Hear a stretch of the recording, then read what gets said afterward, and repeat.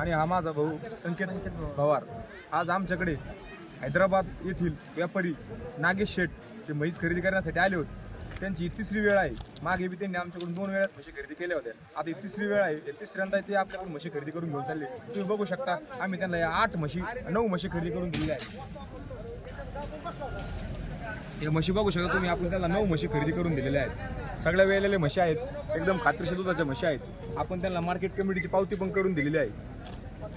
आता आपण जाणून घेऊया हैदराबाद येथून आलेले जे नागेश शेठ आहेत त्यांच्याकडून जाणून घेऊया त्यांना म्हशी कशा लागल्या आणि व्यवहार कसा लागला.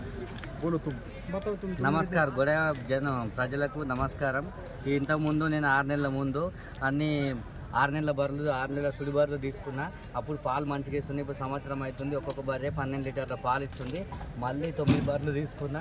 ఒక్కొక్కటి 1,20,000, 1,10,000, లక్ష రూపాయలు పడ్డాయి. ఇప్పుడు కూడా బర్రెలు అన్ని రింగు బర్రెలు మంచిగా తీసుకున్నా. గొడవ కావాలా ఈ సంకేత్ మోహన్ విష్ణు మంచి బర్రెలు ఇప్పిస్తారు. ఈసారి కూడా మళ్ళీ 9 బర్రెలు తీసుకున్నా. ఈ తర్వాత మంచిగా ఇస్తే మళ్ళీ బర్రెలు తీసుకుంటాం. గొడవ కావాలా మంచిగా 5,000 బర్రె వస్తుంది. ప్రతిసారి ఈ మార్కెట్కి వెళ్ళి మేము బర్రెలు కొండపోతాం. నా ఫ్రెండ్స్ కూడా ఇక్కడికి వెళ్ళి బర్రెలు ఇప్పిస్తా. बेरम ओके था ना? बैरम ओके. विष्णु का और संकेत का बहुत अच्छा आदमी है.